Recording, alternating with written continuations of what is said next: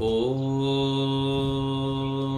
भूर्भुवः स्वः तत्सवितुर्वरेण्यं भर्गो देवस्य धीमहि धियो यो नः प्रचोदयात्।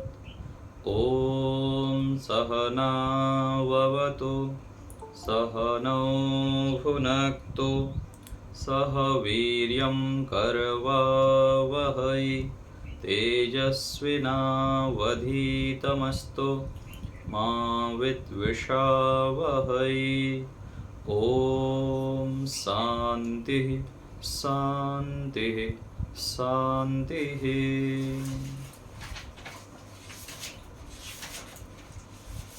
सभी को सादर नमस्ते। ईश्वर की महती अनुकंपा से हम इस समय आर्योद्देश्य रत्नमाला ग्रंथ का स्वाध्याय करते हैं। पीछे पाठ में हम वर्ण और वर्ण का भेद, आश्रम और आश्रमों का भेद के ऊपर विचार किए थे। 4 वर्ण होते हैं, ब्राह्मण, क्षत्रिय, वैश्य और शूद्र। और आश्रम ब्रह्मचर्य आश्रम, गृहस्थ आश्रम, वानप्रस्थ आश्रम और संन्यास आश्रम, 4 आश्रम होते हैं।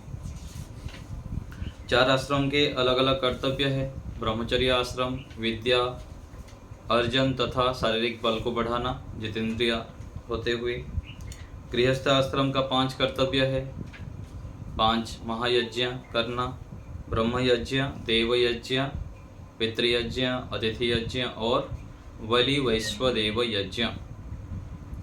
जो व्यक्ति इन यज्ञों का अनुष्ठान करता है तो वह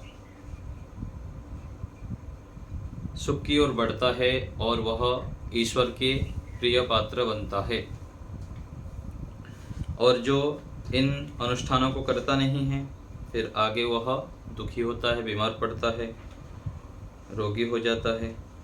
क्योंकि जो ईश्वर के द्वारा बताया हुआ कर्तव्य कर्म है उसको जब हम पालन नहीं करते हैं तो वह फिर दोष युक्त हो जाता है। ऐसे ही सन्यासी के लिए, वानप्रस्थियों के लिए भी अलग अलग नियम हैं। वानप्रस्थी के लिए क्या बताया गया कि तपः श्रद्धे ही उपवसन्ते शान्ताः विद्वांसो भिक्षचर्याः चरन्तः सूर्यधारणते विरजाः प्रयान्ति तत्र अमृतः स पुरुषो ही अव्ययात्मा। ये मुंडक उपनिषद में बताया गया है। तो तप करना, श्रद्धापूर्वक अरण्य में जाके बैठना, विद्वानों का सानिध्य को प्राप्त करना, भिक्षाचर्य करना, ये सब वानप्रस्थियों के और सन्यासी के कर्तव्य है।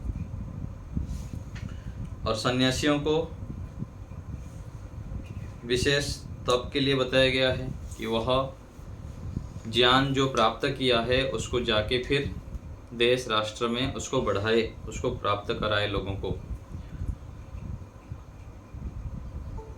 एक आता है हमारे सत्यात प्रकाश में, ना विरतो दुश्चरितान न शांतो न असमाहितः न अशांत मनसो वापी प्रज्ञानेन एनम आपनुयात। ये कठोपनिषद का है, लेकिन इसको सत्यात प्रकाश में भी दिया गया है। तो इसमें कहा गया है कि जो संन्यास लेकर भी परमात्मा को प्राप्त नहीं होता, यदि ये कर्म करता है, अर्थात जो दुराचार से पृथक नहीं है, जिसको शांति नहीं है, जिसका आत्मा योगी नहीं है, जिसका मन शांत नहीं है, ऐसे व्यक्ति मान लीजिए संन्यास ले लिया, लाल कपड़ा पहन लिया, केवल घर छोड़ दिया, तभी वो परमात्मा को कभी भी प्राप्त नहीं कर सकता है। संन्यास अर्थात वैराग्य, जो वैराग्य से युक्त है उसको ही संन्यास लेना चाहिए और फिर आगे उस संन्यास के धर्मों को पालन करना चाहिए। वैराग्य नहीं है, यदि संन्यास ले लिए तो फिर हानिकारक है। और वैराग्य अर्थात ज्ञानस्य अव पराकाष्ठा वैराग्यम, ज्ञान का ही विशेष जो ऊंची अवस्था है उस स्थिति में ही वैराग्य होता है। केवल लाल कपड़ा, जटा आदि धारण कर लेना संन्यास का लक्षण नहीं है। संन्यास का मुख्य लक्षण क्या है? वैराग्य होना चाहिए। तो ब्रह्मचर्य आश्रम, गृहस्थ, वानप्रस्थ और संन्यास, ये आश्रमों का विधान है। किसी भी आश्रम में हम हैं, उस आश्रम के कर्तव्यों को जब हम ठीक ठीक पालन करते हैं तब फिर वो सुखकारक होता है, ईश्वर की आज्ञा के अनुकूल होता है। आगे देखिए, यज्ञ जो अग्निहोत्र से लेके अश्वमेध पर्यंत व जो शिल्प व्यवहार और जो पदार्थ विज्ञान है जो कि जगत उपकार के लिए किया जाता है, उसको यज्ञ कहते हैं। यज्ञ किसे कहेंगे? जो अग्निहोत्र है उसको भी यज्ञ कहते हैं। और अग्निहोत्र से लेके अश्वमेध पर्यंत जो शिल्प व्यवहार और जो पदार्थ विज्ञान है जो कि जगत उपकार के लिए किया जाता है। तो अग्निहोत्र किस लिए किया जाता है? जगत के उपकार के लिए। अश्वमेध अर्थात अश्व राष्ट्र को भी बोलते हैं, जो जगत है, राष्ट्र है, उसको भी अश्वमेध कहते हैं।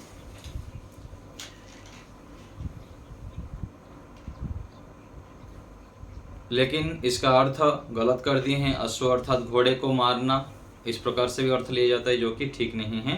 राष्ट्र की रक्षा के लिए विशेष जो यज्ञ किया जाता है उसको अश्वमेध यज्ञ कहते हैं। और जो शिल्प व्यवहार और जो पदार्थ विज्ञान है, मान लीजिए कोई कारखाना चलाता है, कोई विशेष निर्माण करता है, संसार के उपकार के लिए नए नए पदार्थ देता है, वह भी यज्ञ कहलाता है। जिस जिस कार्य से जगत का विशेष उपकार हो वह उसको हम यज्ञ कहेंगे। तो यजुर्वेद में एक मंत्र आता है, यज्ञेन यज्ञ मयजंत देवास्तानि धर्माणि प्रथमान्यासन् तेह नाकं महिमानः सचन्त यत्र पूर्वे साध्याः सन्ति देवाः। तो जो विद्वान हैं उनको देव कहते हैं और वह पूज्य होते हैं। क्यों विद्वान पूज्य होते हैं? क्योंकि वे सब दिन ईश्वर की स्तुति, प्रार्थना, उपासना करते हैं और ईश्वर की आज्ञा के अनुकूल अपने जीवन को चलाते हैं। इसलिए हमें विद्वानों का सत्कार करना चाहिए। आचार्य जी, इस मंत्र में पूर्वे साध्या संति देवा, इसका अर्थ क्या है? पूर्वे साध्याः संति, जो देव लोग हुए हैं वह, रुकिए देखता हूँ इसका जो अर्थ दिया है यहाँ पर।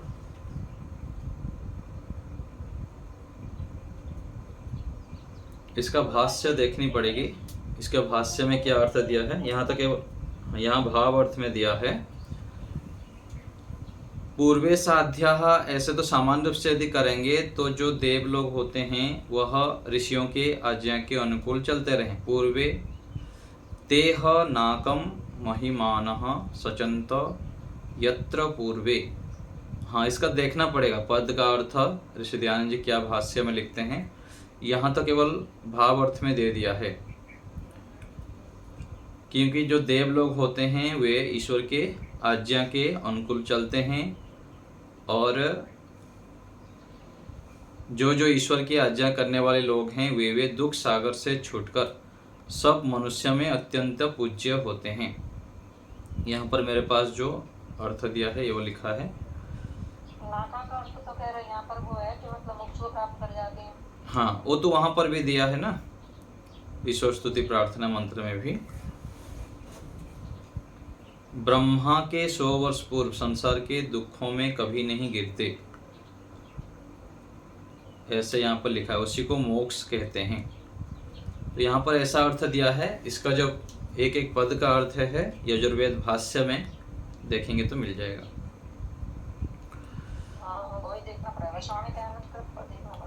तो यज्ञ वही श्रेष्ठ तमम कर्म, जो श्रेष्ठतम कर्म है उसको यज्ञ कहते हैं। तो एक होता है श्रेष्ठ कर्म और दूसरा होता है श्रेष्ठतर और सर्वोत्तम सर्वश्रेष्ठ। तरप और तमप दो प्रत्यय होते हैं संस्कृत में, जो दोनों में एक को तुलना करते हैं तो तरप प्रत्यय का करते हैं, और अधिकों में जो तुलना करते हैं श्रेष्ठतम, सब बालकों में श्रेष्ठ है, तो वहाँ पर तमप प्रत्यय का प्रयोग होता है। तो ऐसे ही सारे कर्मों में श्रेष्ठ जितने भी कर्म हैं उस सभी में जो श्रेष्ठ है वो क्या है, सर्वश्रेष्ठ, तो उसको सर्वश्रेष्ठ कर्म कहते हैं। तो जो यज्ञ हैं वह सर्वश्रेष्ठ कर्म कहा गया। और यहाँ पर आता है कि अग्निहोत्र को केवल हम यज्ञ कहें अथवा जो अन्य 5 प्रकार का जो कहा गया पंच महायज्ञ, तो इसमें ऐसा समझना चाहिए कि जो बाकी ब्रह्म यज्ञ हैं वहाँ पर तो अग्नि की आवश्यकता नहीं होती है, उसको भी यज्ञ कहेंगे। और जो माता पिता की सेवा करना वो भी यज्ञ हैं, माता पिता गुरुजनों की सेवा करना, और प्राणी मात्रों की सेवा करना वो भी बलिवैश्वदेव यज्ञ हैं।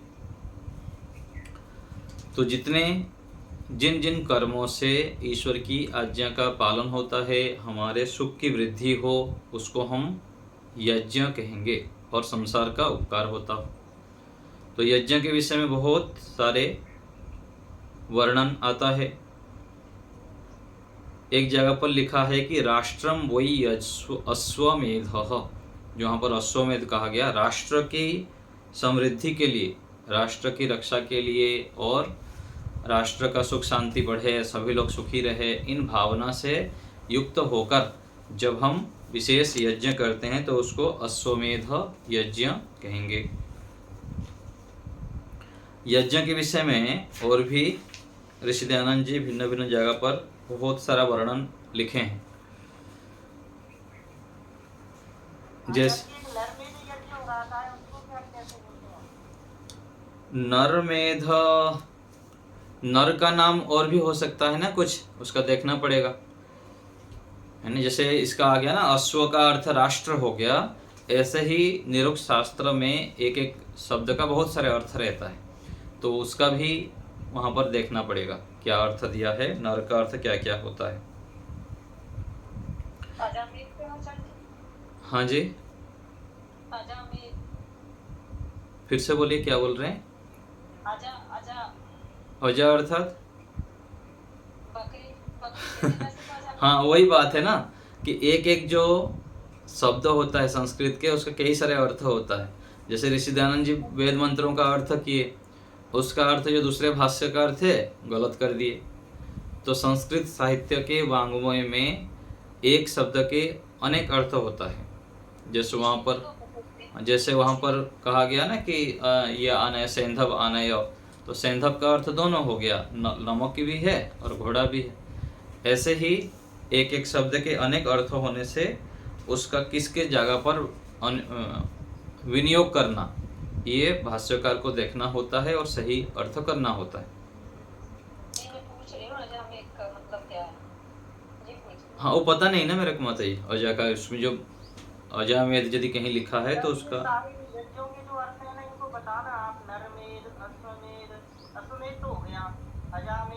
ये कहाँ लिखा है, कोई प्रामाणिक ग्रंथ में लिखा है तो हम उसको चित्र भेजिए। अश्वमेध का तो बता दिया राष्ट्र यज्ञ के लिए, और जो अजामेध बोल रहे हैं, दूसरा मेध बोल रहे हैं, वो सब कहाँ प्रामाणिक। हाँ जी जी गिरीश जी,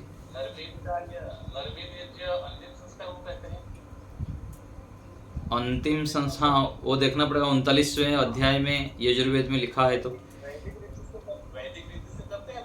हाँ हाँ अच्छा अच्छा हाँ, तो जो मेद यज्ञ के विषय में आता है ना, वो प्रामाणिक ग्रंथ में, जैसे किसी भाष्य में हो, कहीं पर लिखा हो, तो उसको हम फिर देख सकते हैं, वैदिक कोश में मिल जाता है। जो प्रामाणिक ग्रंथों में जो लिखा रहता है वैदिक कोश में उसका जो क्या इस शब्द का अर्थ क्या है वो मिल जाता है, और जो अप्रामाणिक बहुत सारे पुराणों में है, अलग अलग जगह पर है, उसको ऐसे ही जोड़ दिया गया है। तो नरमेध का जैसे बोल रहे हैं, जैसे हम अंतिम में जो अंत्येष्टि कर्म करते हैं उसमें नरमेध यज्ञ को जोड़ सकते हैं। वहाँ भी देखनी पड़ेगी किस जगह पर आया है वो। ठीक है, तो ऐसे हमको विचारना चाहिए कि जो भी शब्द आता है वो यदि प्रामाणिक ग्रंथों में आता है तो उसके ऊपर हमको मेहनत करने से मिल भी जाता है शब्दकोश आदि में। आचार्य जी मैं पढ़ के बता दूंगी। इसमें असत्याग पदार्थ में लिखा है एकादश समुल्लास में। अच्छा अच्छा, हाँ ठीक है। अश्वमेध, गोमेध, नरमेध आदि शब्दों का अर्थ क्या है? इसका हम्म। अर्थ तो यह है राष्ट्रम वा अश्वमेधः, अन्नम ही गौः, अग्निर्वा अश्वः, आज्यम मेधः। जी जी, ये सब पर ब्राह्मण का वचन है। इसका अर्थ लिखा है महर्षि दयानंद जी ने। हाँ जी हाँ जी हाँ जी। तो इस प्रकार से वहाँ पर यदि अर्थ है तो वहाँ देख सकते हैं, नहीं तो वैदिक कोश में उसका विस्तृत रूप से मिल जाता है। और ऋषि दयानंद जी जहाँ जहाँ अर्थ किए हैं उसका भी अलग से कोश आदि भी है, वहाँ पर मिल जाता है उसका तात्पर्य। नरमेध का ऋषि ने यही लिखा है, जब मनुष्य मर जाए तो उसके शरीर का विधि पूर्वक दाह करना नरमेध कहता है। हाँ जी हाँ जी। तो यज्ञ के विषय में स्वमंतव्य मंतव्य में भी ऋषि दयानंद जी लिखते हैं कि यज्ञ उसको कहते हैं कि जिसमें विद्वानों का सत्कार यथा योग्य, शिल्प अर्थात रसायन जो कि पदार्थ विद्या उससे उपयोग, और विद्या आदि शुभ गुणों का दान। देखिए विद्या आदि शुभ गुणों का यदि दान भी करते हैं तो वो भी यज्ञ है। अग्निहोत्र आदि करना ये तो यज्ञ है ही, जिसमें वायु, वृष्टि, जल, औषधि, पवित्रता करके सब जीवों को सुख पहुंचाना है, उसको उत्तम समझता हूँ। तो अग्निहोत्र करने से वायु, वृष्टि, जल आदि सब पवित्र होते हैं, शुद्ध होते हैं। इससे क्या होता है, सब जीवों को सुख पहुंचता है। तो ये अग्निहोत्र हमको प्रत्येक दिन नित्य अवश्य ही करना चाहिए। विद्वानों का सत्कार करना ये भी यज्ञ है। शिल्प विद्या आदि जो करके कारखाना लगाना संसार के उपकार की दृष्टि से, ये भी यज्ञ है। और ऋषि दयानंद जी लिखते हैं सत्यार्थ प्रकाश में तृतीय समुल्लास में कि जब तक इस होम करने का प्रचार रहा तब तक आर्यावर्त देश रोगों से रहित और सुखों से पूरित था। अब भी यदि प्रचार हो तो ऐसा ही हो सकता है, हो जाए ऐसा ही। तो जितना हम आर्य समाज के माध्यम से करते हैं, ऋषि दयानंद जी के जितने लोग जानते हैं अथवा वैदिक धर्म को जो मानते हैं उन लोग विशेष अधिक यज्ञ करते हैं, अथवा अलग से भी करते हैं बहुत सारे अलग अलग संप्रदाय। तो जितने राष्ट्र में, देश में अग्निहोत्र का विधान होंगे, लोग बड़े बड़े यज्ञ करेंगे, उतना हमारे देश राष्ट्र समृद्ध हो सकता है। और हम अपने स्तर पर जहाँ हैं वहाँ पर स्वयं भी करना और दूसरे को भी यज्ञ के लिए निरंतर प्रेरित करते रहना चाहिए। चतुर्थ समुल्लास में लिखे हैं अग्निहोत्र से वायु, वृष्टि, जल की शुद्धि होकर वृष्टि द्वारा संसार को सुख प्राप्त होना, अर्थात शुद्ध वायु, श्वास, स्पर्श, खान पान से आरोग्य, बुद्धि, बल, पराक्रम बढ़कर धर्म, अर्थ, काम और मोक्ष का अनुष्ठान पूरा होना, इससे इसको देव यज्ञ कहते हैं। तो अग्निहोत्र से वृष्टि भी होती है। जैसे गुजरात के कच्छ प्रांत आदि में बड़े बड़े यज्ञ करते हैं, हजारों किलो घी, विशेष सामग्री। तो कई कई सालों से जब वहाँ पर वृष्टि नहीं हो रही थी तो वृष्टि यज्ञ करते हैं, वो बहुत बारिश होती है, पूरा बाढ़ की स्थिति बन जाती है। तो कितना बड़ा ये विज्ञान है, यज्ञ के माध्यम से वृष्टि कर लेना। आचार्य जी ये जो पदार्थ विज्ञान और शिल्प विज्ञान है, ये तो भौतिक विज्ञान के अंतर्गत आ जाएगा, ये भी यज्ञ के अंतर्गत आएगा। हाँ जी, हाँ हाँ। तो ये भी जिससे विशेष संसार का उपकार हो, पदार्थ विद्या हो अथवा वृष्टि विज्ञान हो, ये सब यज्ञ के अंतर्गत आएंगे। तो इससे क्या होता है, और यहाँ पर एक बात बताया कि शुद्ध वायु का श्वास, स्पर्श, खान पान से, शुद्ध वायु को जब हम श्वास के माध्यम से लेते हैं और उसका स्पर्श होता है हमारे अंदर शरीर में, और खान पान में जब शुद्ध वायु का प्रयोग करते हैं तब हम स्वस्थ रहते हैं।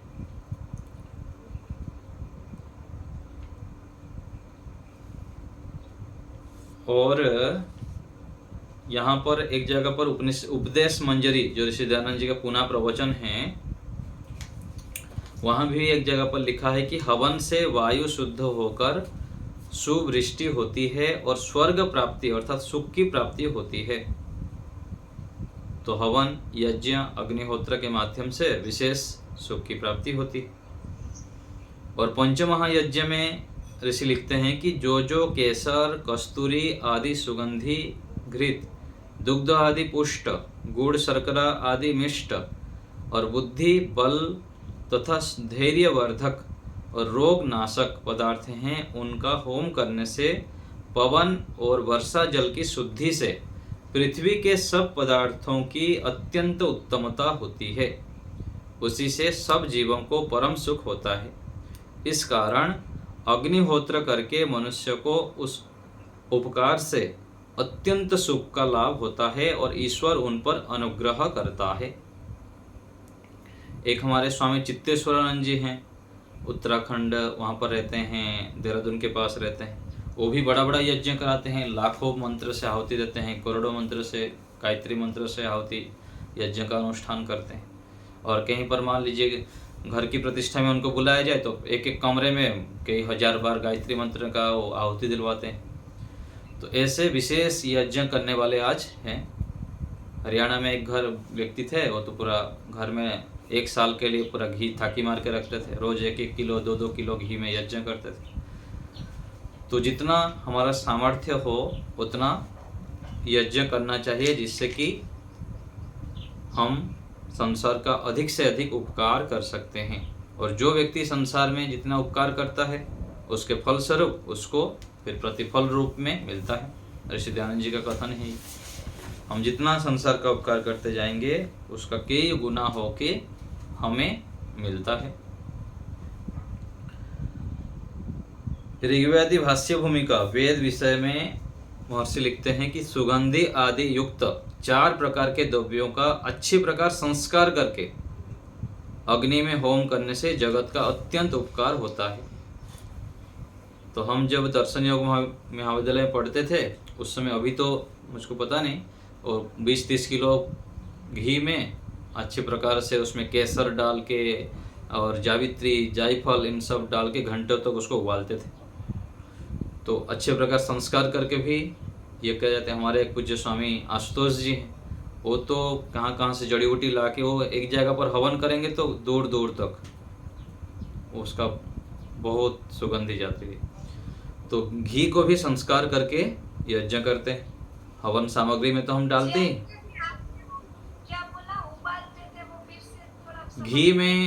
घी में जावित्री, जायफल, केसर आदि डाल के संस्कार करते थे। उसको फिर संस्कार करके रख देते थे, फिर उसको प्रयोग करते हैं महीनों तक। तो उसका भी प्रक्रिया हमको सीखना चाहिए। ना, उसमें केवल घी को ही संस्कार करते हैं। घी में ही जावित्री, जायफल, केसर आदि डाल के उसमें उबालते हैं बहुत देर तक, तो उसका जो तत्व है वो घी के अंदर आ जाता है और उसको फिर रख देते हैं डिब्बे में, फिर धीरे धीरे प्रयोग करते रहते हैं प्रतिदिन। तो भी हाँ जी। तो यहाँ पर जैसे लिखाया गया ना कि संस्कार करके अग्नि में होम करना चाहिए, तो भी किया जाता है। जैसे दाल और शाक आदि में सुगंध द्रव्य और घी, इन दोनों को चमचे में अग्नि में तपा के इनमें छोंक देने से सुगंधित हो जाता है, क्योंकि उस सुगंध द्रव्य और घी के अणु उनको सुगंधित करके दाल आदि पदार्थों को पुष्टि और रुचि बढ़ाने वाला कर देते हैं। तो ऐसे ही हमको करना चाहिए, विशेष जो करना चाहता है।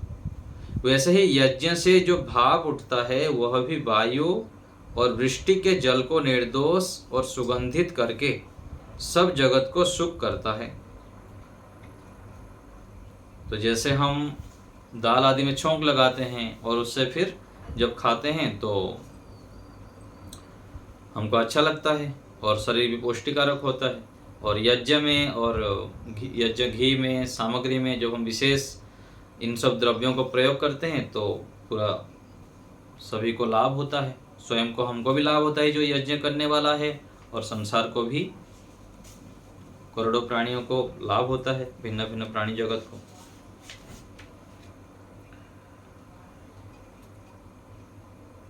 वेद विषय में और एक जगह लिखते हैं कि जब होम से वायु, जल और औषधि आदि शुद्ध होते हैं तब सब जगत को सुख, और अशुद्ध होने से सबको दुख होता है। इससे इनकी शुद्धि अवश्य करनी चाहिए यज्ञ के माध्यम से। बहुत सारे जगह पर यज्ञ के विषय में ऋषि दयानंद जी लिख रखे हैं। आप लोग यदि कभी यजुर्वेद भाष्य, जो यजुर्वेद लिखे हैं ना ऋषि दयानंद जी, यजुर्वेद का भाष्य, उसके भावार्थ में पढ़ेंगे तो बहुत जगह पर यज्ञ के विषय में वर्णन आता है कि अवश्य यज्ञ करना चाहिए, यज्ञ से क्या क्या लाभ है, तो ये वर्णन लिखते हैं।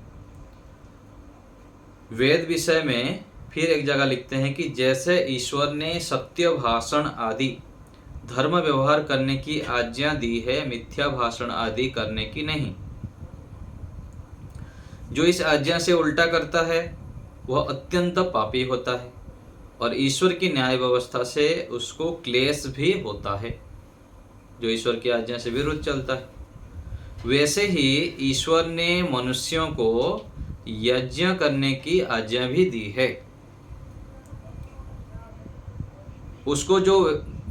उसको जो भी नहीं करता है वह पापी होकर दुख का भागी होता है।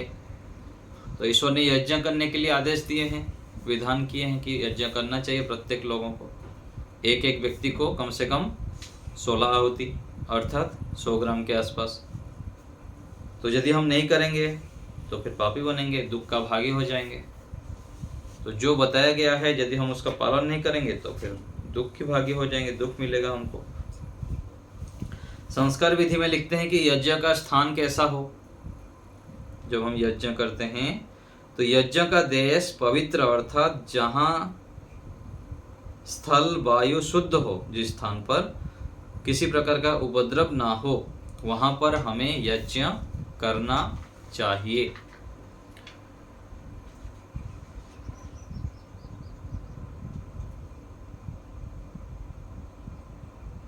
तो छत पर करना ठीक है? हाँ, क्यों नहीं, छत में भी कर सकते हैं, जहाँ पर शुद्ध वायु आता है वहां पर कर सकते हैं। छत में करिए, घर में करिए, बरामदा में करिए, कहीं भी कर सकते हैं। छत पर थोड़ा ये घर में सुगंधी नहीं आती, ऊपर ऊपर चली जाती है। हाँ, वो उसको यज्ञ जब कर लेते हैं छत में, फिर यज्ञ कुंड को उठा के ला के घर में रख सकते हैं।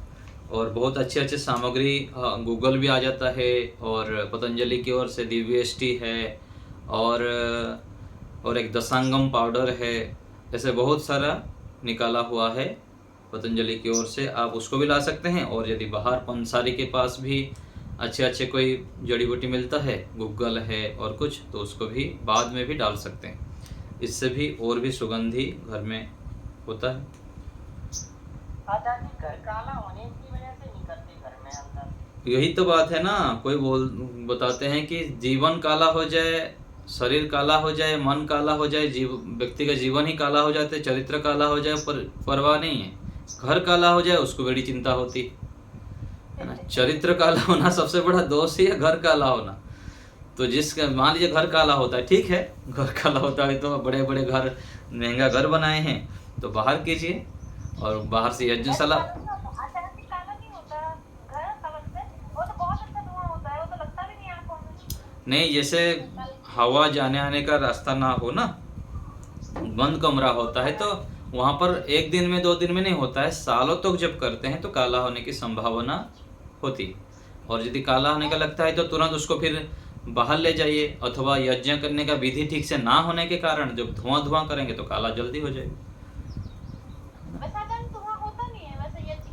वो तो सबको पता नहीं रहता है ना, यज्ञ करना भी एक विज्ञान है ना, उसको भी सीखना होता है। जैसे हम अलग अलग काम सीखते हैं, तो यज्ञ ऐसे करें कि कितना लकड़ी डालना है, कितनी सामग्री डालनी है, कितनी घी लेनी है।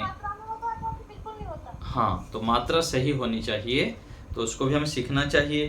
और यदि ठीक रीति से करते हैं तो अधिक धुआं नहीं होंगे और घर भी काला नहीं होता है। और घर काला होने की संभावना हो तो बाहर कर लीजिए बरामदा में, यज्ञ के बाद यज्ञ कुंड को लेकर बाहर रख दीजिए।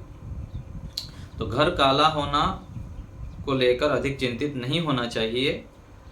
यज्ञ के माध्यम से हमारा जीवन सफ़ेद हो जाएगा, ठीक है ना, हमारा चरित्र सफ़ेद हो जाता है और हमारा कृतकृत्य हो जाता है। घर तो यहाँ रहने वाला है और हमारा जीवन, हमारा आत्मा पवित्र हो जाए, हम मोक्ष की ओर बढ़े, ये कितनी बड़ी उपलब्धि है। घर किसके लिए है? घर तो एक साधन ही है। जी गिरीश जी, पतंजलि में से क्या लाने का बोला आपने? एक दशांगम पाउडर आता है, दशांगम 10 प्रकार का जड़ी बूटी होता है, उसमें थोड़ा सा डाल देते तो बहुत सुगंधी होती है। एक दिव्यष्टि नाम से है, दिव्यष्टि, हाँ 250 ग्राम को 230 के आसपास पड़ता है। उसको भी यज्ञ के बाद अब थोड़ा सा डाल देते हैं ना, बहुत सुगंधी होती है। और पतंजलि का गूगल भी आता है, तो ये भी उपलब्ध होता है, उसको आप डाल सकते हैं। और बाहर यदि आंखों के लिए होते हैं शायद, औषधि है? नहीं, वो तो है कि उसका नाम क्या है, दृष्टि आई ड्रॉप है आँखों के लिए जो है। दिव्यष्टि बहुत अच्छा सुगंधी होती है उसमें और अच्छे प्रकार से बनाया गया है। और दशांगम पाउडर भी अच्छा रहता है। तो ऐसे दोनों पाउडर ही है? हाँ जी, हाँ जी, दोनों पाउडर है। दिव्यष्टि तो दोनों प्रकार से मिलता है, टैबलेट फॉर्म भी आता है और पाउडर भी आता है, वो आप देख सकते हैं अपने निकट पतंजलि स्टोर पे। और बाहर भी यदि गूगल अच्छा मिल जाता है कहीं पर, तो गूगल का प्रयोग सामग्री में भी प्रयोग करना चाहिए। और बाद में जब अग्नि बुझ जाए उसमें भी आप गूगल डालेंगे तो उसका अलग गुण होता है। जब हम अग्नि जल रहा है उसमें गूगल का प्रयोग करेंगे तो उसका अलग लाभ है, और जब धुआं रूप में सेवन करते हैं उसका अलग लाभ होता है। तो ऐसे हमें विशेष श्रद्धा भाव से अलग अलग जड़ी बूटियों का प्रयोग करना चाहिए। जैसे हम खाने के लिए काजू किशमिश बढ़िया बढ़िया खाना चाहते हैं, ऐसे ही यज्ञ में भी विशेष सामग्री आदि का प्रयोग करना चाहिए। एक व्यक्ति कोई है कच्छ की ओर, वेलाणी नाम से, वो तो बताते हैं कि वो 5000 रुपया किलो सामग्री का प्रयोग करते हैं। लगभग 5000 से अधिक होता होगा, 100 प्रकार से अधिक, कितने प्रकार की जड़ी बूटी से प्रयोग करते हैं। तो अच्छी बात है। हमारे पूज्य स्वामी आशुतोष जी वैसे ही जो विशेष सामग्री से यज्ञ करते हैं। और हम यहाँ दर्शन योग धाम में भी अभी हवन सामग्री बनाना शुरू कर दी अपना प्रयोग के लिए। अधिक मात्रा में तो नहीं बनाए हैं, अपने प्रयोग के लिए ही यहाँ बना लेते हैं। तो जड़ी बूटी का लिस्ट भी आपको चाहिए तो हमसे मिल जाएगा, हमारे पास लेके आप संग्रह करके इसके ही बना सकते हैं। तो जी हमारे ग्रुप में डालें। हाँ, तो जिसको चाहिए हमको व्हाट्सएप में मांग लेंगे, फिर हम भेज देंगे। तो ऐसे हमको श्रद्धा भाव से यज्ञ करना चाहिए और यज्ञ से संबंधित जो लाभ है उसको बार बार पढ़ना चाहिए और दूसरे को भी पढ़ाना चाहिए, बताना चाहिए। तो यज्ञ बहुत बड़े एक विज्ञान है, इसके माध्यम से हमको विशेष सुख की प्राप्ति होती है। सुख प्राप्ति के लिए लोग कहाँ कहाँ भागते हैं, इसके पास माथा पीटते हैं, उसके बाद माथा पीटते हैं, यहाँ उपाय ढूंढते हैं, वहाँ उपाय ढूंढते हैं। घर में ही आप सुख प्राप्त करिए ना, बैठ के यज्ञ करिए और विशेष कामना करिए परमात्मा से, और जीवन को ही यज्ञमय कर दीजिए। जो हम कर्तव्य कर्म करते हैं उसी को ठीक ठीक पालन करिए, वो भी यज्ञ में हो जाएगा। जो चाहिए हमको वह मिल जाता है। हम जो जो कामनाएं करते हैं मन में, उससे कई गुना अधिक मिलता है। जो चाहते हैं वो तो मिलता ही है, यदि हम ईश्वर की आज्ञा का पालन करते हैं तो चलिए आज यहीं रखते हैं, और भी आगे यज्ञ के विषय में चर्चा करेंगे। आज यहीं रखते हैं।